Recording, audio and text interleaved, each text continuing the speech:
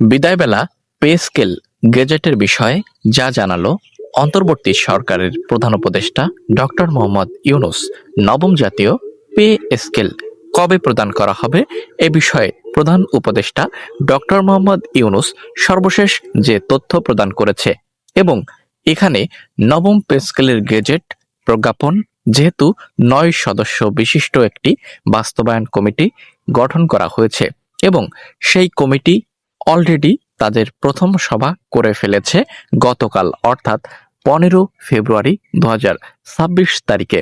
সেখানে বেশ কিছু গুরুত্বপূর্ণ পদক্ষেপ আসতে যাচ্ছে এবং বিদায় বেলায় প্রধান উপদেষ্টা ডক্টর মোহাম্মদ ইউনূস পে স্কেলের বিষয়ে সর্বশেষ কি তথ্য জানাচ্ছে এবং সরকারি কর্মচারীদের কি ধরনের পরিকল্পনা রয়েছে পে স্কেল দাবি আদায় করার জন্য এবং বিদায় বেলা অন্তর্বর্তী সরকার পে স্কেল প্রদান করবে নাকি নতুন নির্বাচিত সরকার বিএনপি সরকার অর্থাৎ তারেক রহমান তিনি পে স্কেল বাস্তবায়ন করবেন। আজকের এই ভিডিওতে আমরা কর্মচারীদের পরিকল্পনা এবং বিদায় বেলা অন্তর্বর্তী সরকারের পদক্ষেপ এবং নতুন নবনির্বাচিত বা নতুন যে প্রধানমন্ত্রী তারা কি ভাবছে বিষয়ে, কবে বাস্তবায়ন হচ্ছে, মোট কথা পে স্কেল এবং কোন সরকারের আমলে, এটি থাকবে আজকের এই ভিডিওর প্রধান আলোচ্য বিষয়।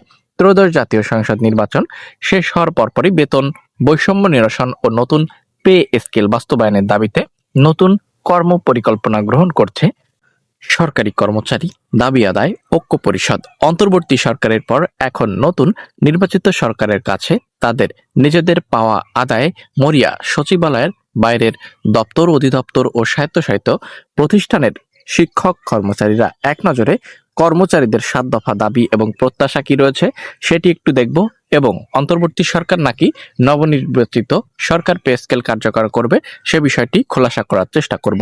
চলুন কর্মচারীদের মহাপরিকল্পনা সেগুলো শেয়ার করা যাক।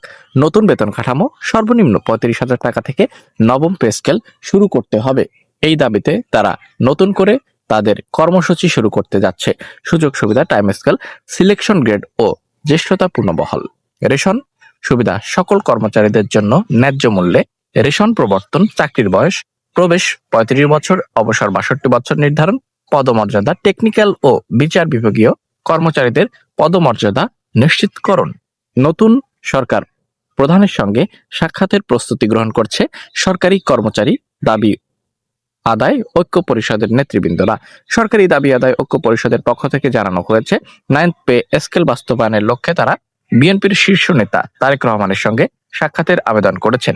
সংগঠনের মুখ্য সমন্বয়ক ওয়াসির আলী জানান, প্রজাতন্ত্রের 11 থেকে 20তম গ্রেডের কর্মচারীরা বর্তমানে বাজার মূল্যের ঊর্ধ্বগতিতে মানবেতর জীবনযাপন করছেন। আমলাতান্ত্রিক জটিলতা ও বিগত সরকারের বৈষম্যমূলক আচরণের অবসান ঘটাতে তারা এই পদক্ষেপ গ্রহণ করেছেন। 7 দফা দাবি কি রয়েছে সেগুলো দেখব এবং নতুন সরকার নাকি অন্তর্বর্তী সরকার পে স্কেল কার্যকর করবে সে বিষয়টি দেখব।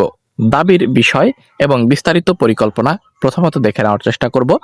নবম পে স্কেল বাস্তবায়ন 1:4 অনুপাতে 12 ধাপে সর্বনিম্ন 35,000 টাকা মূল বেতন, গ্রেড ও স্কেল সুবিধা 3টি টাইম স্কেল, সিলেকশন গ্রেড ও বেতন জ্যেষ্ঠতা পূর্ণবহাল, পেনশন ও গ্র্যাচুইটি 100% নির্ধারণ এবং পেনশন 1 টাকার সমান 500 টাকা, পদোন্নতি উচ্চতর গ্রেড, ব্লক পোস্টে পদোন্নতি এবং 5 বছর পর উচ্চতর গ্রেড নিশ্চিতকরণ, রেশন ও ভাতা বাজার মূল্য অনুযায়ী সকল ভাতা পূর্ণ নির্ধারণ এবং রেশন প্রবর্তন, বয়সীমা পুনর্নির্ধারণ 35, ঢোকার বয়স চাকরিতে সর্বশেষ বা বেরোনোর বয়স চাকরি শেষ 62 বছর, প্রকল্পের চাকরিকাল রাজস্ব খাতে স্থানান্তরিতদের প্রকল্পের চাকরিকাল গণনার বৈষম্য দূর করতে হবে এবং সর্বশেষ পাওয়া তথ্য অনুযায়ী নবনির্বাচিত সরকার অর্থাৎ অন্তর্বর্তী সরকার নয় বরং বিএনপি সরকার শপথ গ্রহণের পর তারা আগামী 90 থেকে 100 কর্মদিবসের মধ্যে বেতন কাঠামোকে ভেঙে নতুন করে গড়ার একটি মহাপরিকল্পনা হাতে নিয়েছে এবং প্রজ্ঞাপন বা গেজেট তারা এর ভিতর প্রদান করার একটি সম্ভাবনা রয়েছে, যেটি নির্ভরযোগ্য সূত্রে জানা যায়। তাই ছিল নবম পে স্কেল এবং সরকারের মহাপরিকল্পনা, কর্মচারীদের পরিকল্পনা সম্পর্কিত সর্বশেষ আপডেট তথ্য। অবশ্যই পরবর্তীতে ইনফরমেটিভ এরকম ভিডিও পেতে এখনই চ্যানেলটিকে সবাই সাবস্ক্রাইব করুন। মোটামুটি জানা গেল অন্তর্বর্তী সরকার নয় অর্থাৎ বিদায়ী সরকার নয়, নবনির্বাচিত সরকারই পে স্কেল ঘোষণা করবে।